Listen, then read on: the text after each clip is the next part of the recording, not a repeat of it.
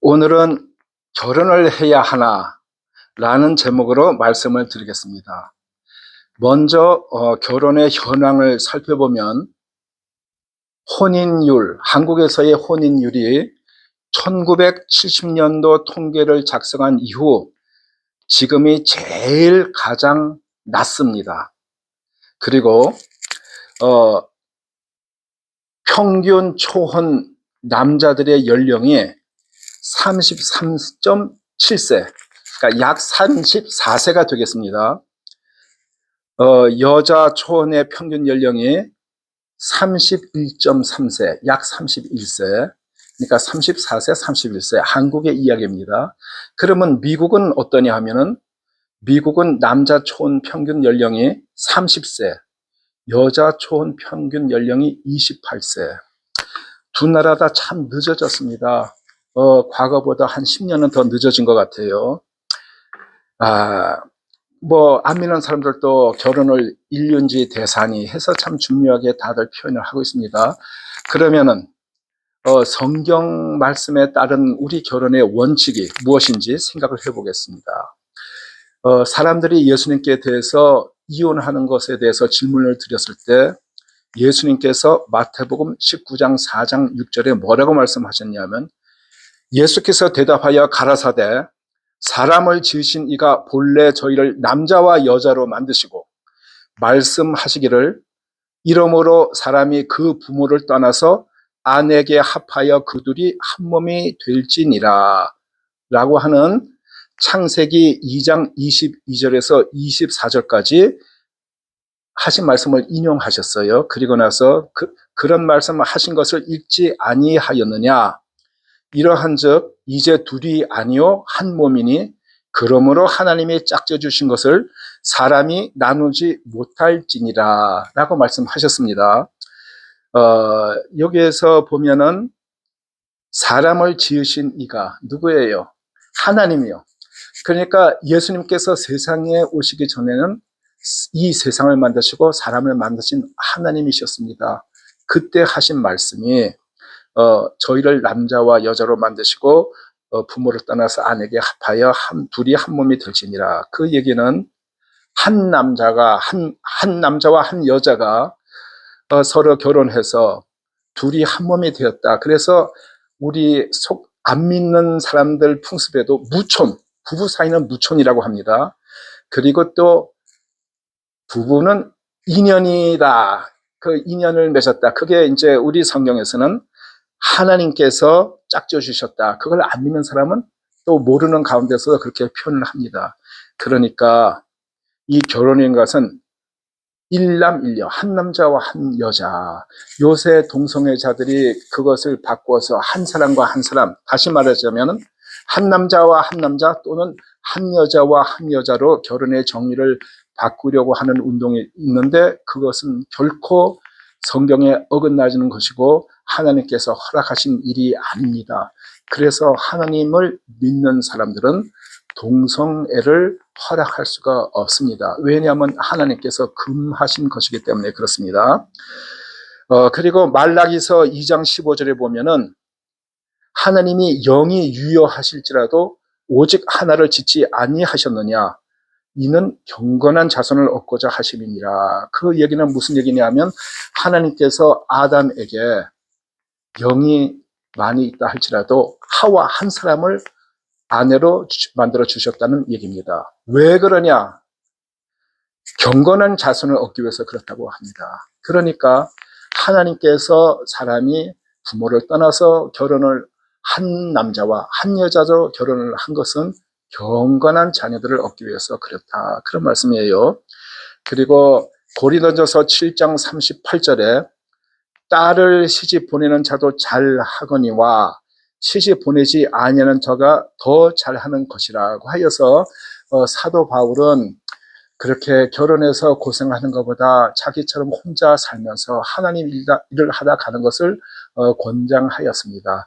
왜 그러냐면 그 당시는 핍박이 너무 심해서 참 아이를 뵌 사람이 이렇게 도망을 가고 어떻게 하기가 힘들고 부모의 눈앞에서 자녀를 죽는 것을 다 보고 같이 죽어야 되고, 그리고 참 이렇게 남편 아내가 서로 걱정하고 하여서 그 핍박을 감당하기 힘들었고, 또 지금은 2000년이나 지났지만 그러나 그 당시 사도들이나 이 때의 사람들은 예수님께서 곧 오실 걸로 생각을 했습니다.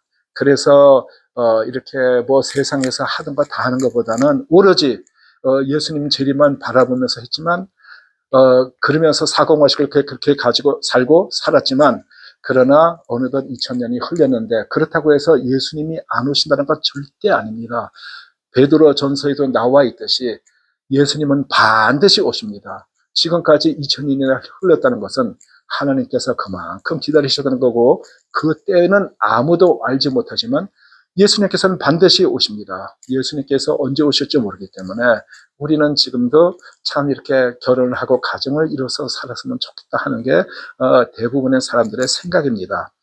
그러면 이 결혼의 문제가 언제 참 시작이 되었을까 보면은 창세기 6장 2절에 하나님의 아들들이 사람의 딸들의 아름다움을 보고 자기를 좋아하는 모든 자로 아내를 삼는지라, 이런 말씀이 있어요. 그리고 그 다음에 여호와께서 나의 영이 영원히 사람과 함께 하지 않겠다고 하신 말씀이 나옵니다. 그 말씀이 조금 영원히 함께 하시지 않겠다, 이게 조금 이해가 안 갑니다. 그래서 영어 성경을 보면 다 not always, 그러니까 한국 성경을 조금 더 표현을 좋게 한다면 하나님께서 나의 영이 영원히 사람과 함께 하지는 않겠다, 그런 뜻으로 생각하시면 좋을 것 같습니다. 하나님께서 그때 너무 실망을 하셨어요. 그래서 그 하나님의 아들들이 자기 좋아하는 대로 모든 여자를, 이란 얘기는 한 사람이 아니고 여러 사람이라는 뜻이라고 생각이 듭니다. 그럼 하나님의 아들들이 누구고 사람의 딸들이 누구냐면은 하나님의 아들들이란 하나님을 경외하는, 의롭게 살려고 하던 사람들, 그리고 사람의 딸들이란 것은 하나님을 따르지 않는 그 집안의 딸들, 참 아름다움으로 유혹하는 딸들이 되겠죠.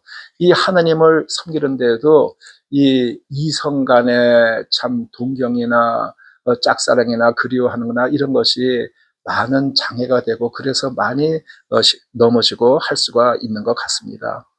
그러면 성경에 나와 있는 결혼을 추구하는 사람 예를 하나 들어보겠습니다.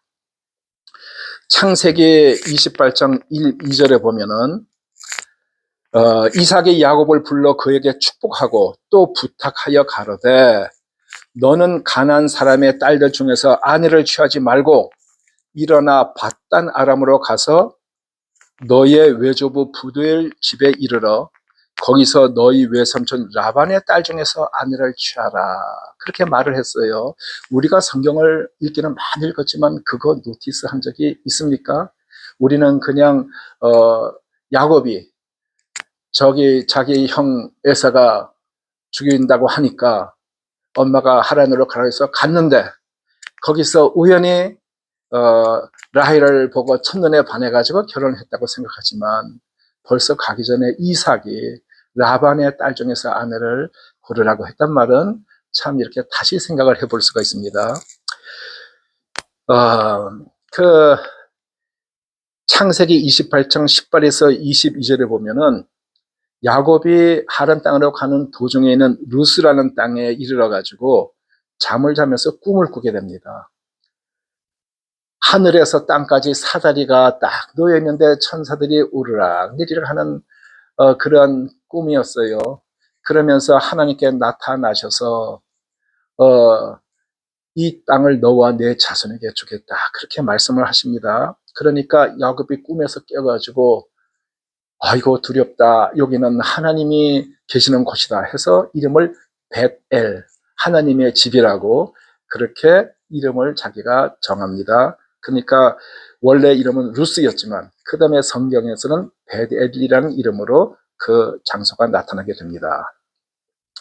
그때 이 야곱이 거기다가 돌을 쌓고 하나님께 제단을 쌓고 기도하기를, 내가 평안히 돌아오면 여호와께서 나의 하나님이 될 것이요 내가 기둥으로 세운 이 돌이 하나님의 전이 될 것이요 10분의 1을 내가 반드시 하나님께 드리겠나이다.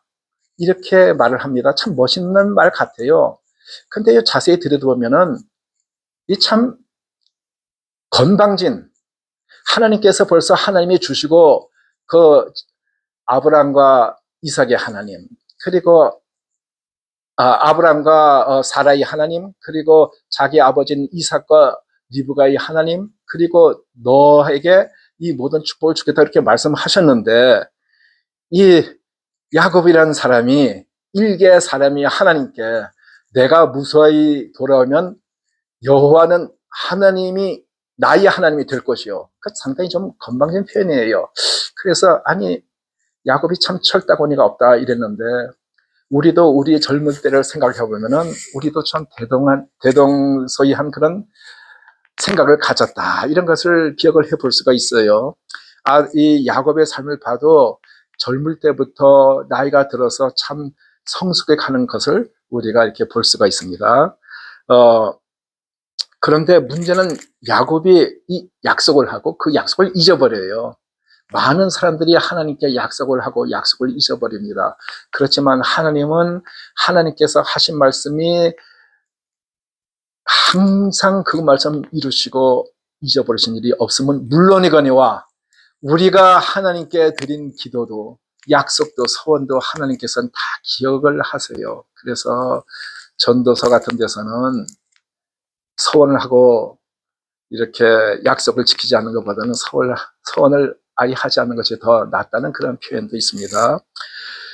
그런데 이제 야곱이 그 땅에 갔어요. 창세기 29장 10절 15절에 보면은 거기에서 목동들에게 너희가 라반을 아느냐 했더니 목동들이 저기 라반의 딸이 양을 몰고 온다 그랬더니, 야곱이 보면은 참 똑똑한 사람 같아요.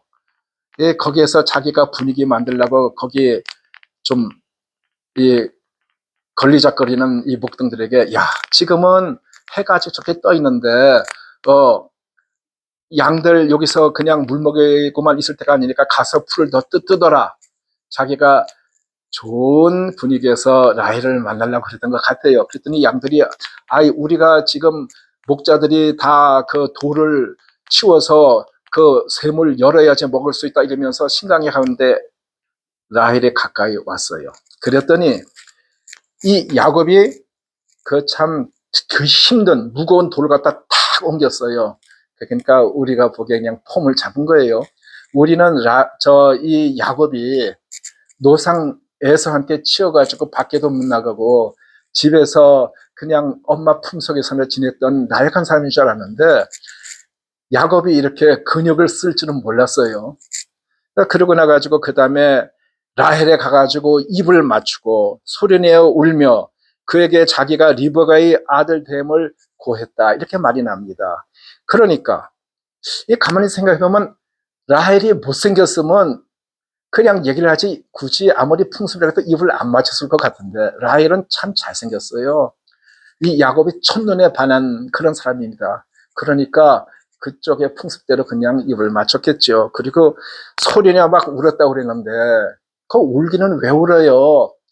그 연극을 잘해서 쇼를 한 건지, 아니면 집을 처음으로 떠났는데 정말 앞일을 알지 못해서 걱정을 했는데 이렇게 만나서 너무 반가워서 울었는지 거기서 막 울어서 참 라헬에게 동정심도 자아내게 됐는지 모르겠어요. 그랬더니 라헬이 그 얘기를 듣고 뛰어가서 자기 아버지 라반한테 얘기를 했더니 아마 라반이 그 얘기 듣자마자 맨발로 달려왔을 거예요.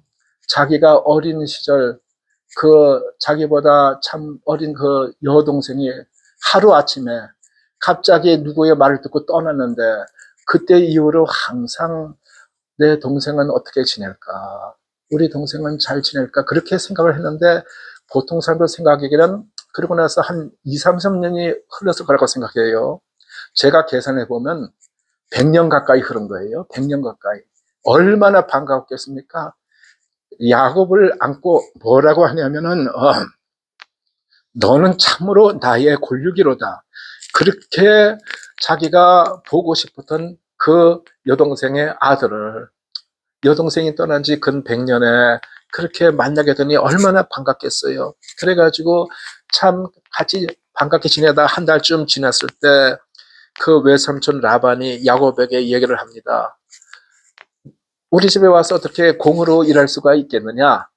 내가 돈을 좀 주겠 테니까 보수를 줄 테니 뭘 원하느냐? 라반이 뭘 원하냐고 물어봤어요. 그런데 야곱이 누가 시킨 것 같다니까 자기가 뭐라고 대답을 했냐면은 라헬을 위하여 7년을 봉사하리이다. 7년.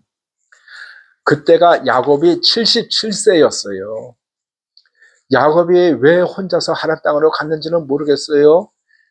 아브라함이 자기 며느리 구하기 위해서 엘리에셀이라고 생각되는 그 종을 보낼 때 종을 보내는데도 약대를 10필이나 보냈고 거기에 많은 보화를 보내면서 그것을 지키는 갈드나 그것도 10필의 약대를 그러니까 지금 말하면 낙타가 되겠죠. 낙타를 몰고 가는 그 사람들이 종들을 많이 거느리고 갔을 텐데 야곱이 혼자서 갔다면은 가세가 많이 좀 기울지 않았나 그런 생각도 듭니다. 그리고 야곱이 젊은 청년에서 갔나? 그것도 아니에요. 야곱은 77세 아마 이제 중년도 훨씬 넘어간 나이죠. 야곱이 147세까지 살았습니다. 77세면은 벌써 중반을 넘겼을 나이예요. 그랬는데 그때 결혼을 해도 늦은 나이인데 자기의 쌍둥이 형 에서는 40세에 결혼했는데 야곱이 77세가 되어서도 무슨 말을 했냐? 내가 라헬을 위해서 7년을 갖다가 일하겠다. 그거는 대단히 비싼 값이에요. 자기의 젊을 때, 자기의 전성기가 다 지나간 그때에 77세도 늦었는데 7년을 봉사하겠다. 그래서 그 야곱이 열심히 7년을 일하는데 성경에는 뭐라고 표현되었냐 하면은 야곱이 라헬을 연애함으로 7년을 수일같이 그러니까 며칠같이 여겼더라. 너무 좋아해가지고 그 7년이라는 세월이 며칠 간 것처럼 그렇게 넘어갔어요. 그러니까 야곱이 자기 엄마밖에 모르고 동네에 그 뭐 여자들이가 뭐 그런 관심 없이 77년을 자기 아버지 엄마 그리고 자기 엄마가 어릴 때 그 같이 따라온 엄마의 유모 드보라 그리고 뭐 형에서야 밖에서 사냥이나 하고 밖으로 돌았겠죠. 그렇게 살다가 그때 자기 엄마가 죽지만 않는다면 평생 데리고 살 수도 있겠지만 자기 엄마는 벌써 할머니가 되었어요. 그런데 그 야곱이 떠날 때 엄마가 한 100여 살 정도는 됐다고 생각이 듭니다. 조금 덜 될 수도 있고. 그랬는데 라헬을 딱 본 순간에 라헬이 누굽니까? 엄마의 오빠의 딸이에요. 그러니까 자기 엄마의 젊을 때 모습하고 상당히 닮지 않겠어요? 그 야곱의 머리에서 자기의 그렇게 그립고 하나밖에 없는 엄마는 페이드 아웃이 돼가고 이제 옛날 젊을 때의 엄마와 같은 라헬이 페이드 인 되어서 자기 머릿속에 이제 라헬밖에 없는 거예요. 그래서 7년이 딱 지나니까 외삼촌 약속하던 대로 라헬을 주십시오. 그래서 결혼을 했어요. 잔치를 열고 그 다음에 신혼 첫날 밤을 보내고 새벽에 눈을 딱 떴더니 이게 웬일이에요? 라헬이 아니고 레아인 거예요. 라헬의 언니 레아. 그러니까 라반에게는 딸이 레아가 있었고 라헬이 있었어요. 야곱이 얼마나 충격을 받았겠어요. 황당하고 얼마나 화가 났겠어요. 그래가지고 라반한테 씩씩대면서 갔죠. 아니 어떻게 이럴 수가 있어요? 나는 라헬을 위해서 7년을 봉사했는데 왜 레아를 줍니까? 그랬더니 이 능그러긴 같은 외삼촌이 우리 고장에서는 동생을 먼저 시집을 보내지 않기 때문에 언니를 먼저 보냈기 때문에 그러니까 일주일 후에 라헬을 줄 테니까 라헬을 위해서 7년을 봉사해라 이런 말을 해요. 그 풍습이 진짜인지 아닌지 거짓말인지 아닌지 모르겠는데 나쁘게 얘기하면은 레아는 잘생겼다는 말도 없어요. 알력이 나쁘다. 눈이 좀 나쁘고 그래요. 그러니까 거기에 마땅한 신랑감이 없으니까 재고 처분을 했다고 그렇게 좀 농담 삼아 표현을 해봐도 될지 모르겠어요. 그러니까 야곱 입장에서는 이게 buy one get one free, 하나 사면 하나 공짜, 그게 아닌 거예요. 언뜻 보면은 야 이거 하나 대신에 둘 해라, 그게 아니고 얘 둘 줄 테니까 14년 봉사라는 얘기예요. 그 야곱이 펄쩍 뛸 거죠. 내가 라헬을 위해서 7년 봉사한다고 그랬지 누가 레아를 위해 가지고 7년 봉사한다 그러냐, 이렇게 분했겠지만 그때 야곱의 머릿속에는 생각나는 것이 있을 거예요. 자기가 아버지를 속이고 축복을 가로채 가지고 자기 형 에서가 자기를 아버지 곡소리 나면 죽이겠다 그 얘기하는 상황까지 되어서 하란 땅으로 왔는데 내가 아버지 속인 죗값인가 보다. 그리고 거기에서 마음속으로 타협을 하지 않았을까, 그런 생각이 들어요.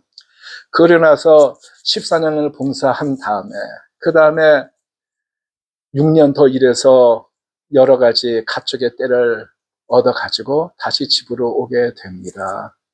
그런데 그 아버지를 속이는 죄 때문인지 모르겠지만 야곱이 자기 엄마 라헬을 다시 만났다는 얘기가 없어요.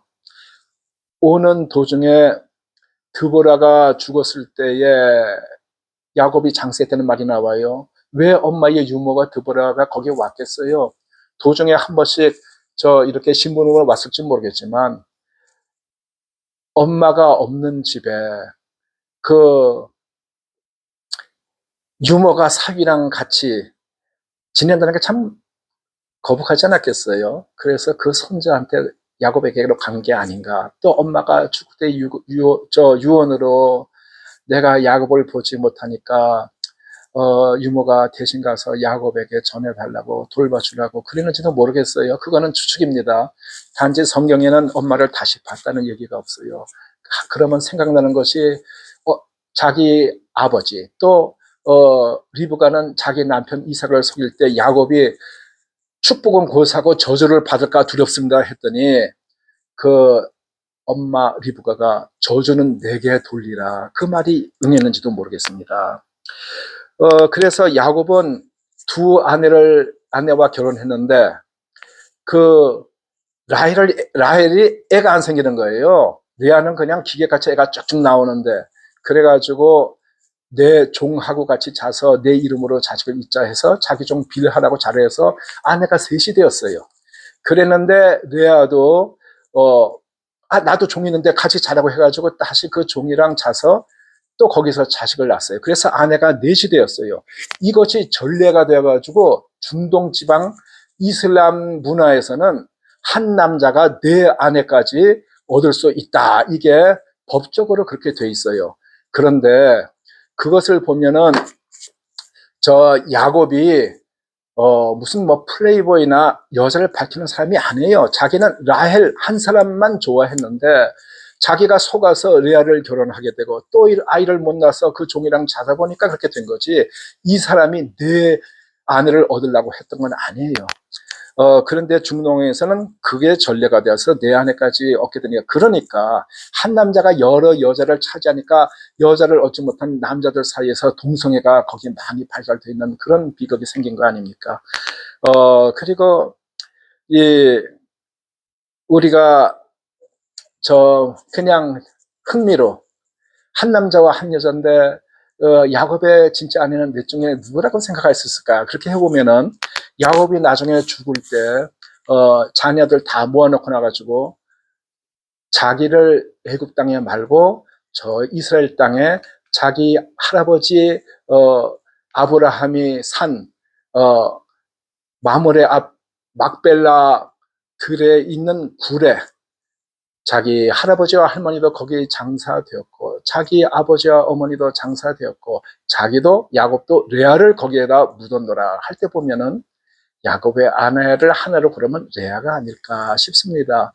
물론 레아의 아들들이 많아서 그럴 거라고 생각하지 않습니다. 왜 그러냐 하면은 요셉은 왕이 아비처럼 생각하는 그런 바꿔치기 하는 그런 총리가 아니고 실생 진짜 총리였습니다. 그 정도인데 만약에 자식의 권세를 생각한다면 요셉을 생각해서 라헬을 이야기하겠죠. 왜 레아를 이야기하겠습니까? 그렇게 그것이 그냥 팩트이고, 또 어떠면 그 나이가 되어서 내 원하는 사람은 따로 있었고 내가 연하는 사람은 따로 있었지만 하나님의 뜻은 그와 꼭 같지 않을 수도 있다는 것을 깨달은지도 모르겠습니다. 결론을 맺겠습니다. 결혼을 너무 조급하게 서두르지 말고 하나님께 소원을 아뢰면서 사람이 할 일은 하면서 하나님의 때를 기다립시다. 하나님의 때를 기다립시다. 그러면 어떤 사람들이 질문을 할 거예요. 아니, 내가 기다리다가 결혼 못하면 당신이 책임질 거야? 그건 아니죠. 우선 거기에서 중요한 문제가 있습니다. 결혼이 대단히 중요한 문제이지만 지상 과제는 아닙니다. 이 세상에서 우리의 첫째 목표는 아닙니다. 우리에게서 제일 중요한 것은 하나님의 뜻입니다. 왜 그러냐면 이 세상이 다가 아니고 우리는 하늘나라로 갈 것이기 때문입니다.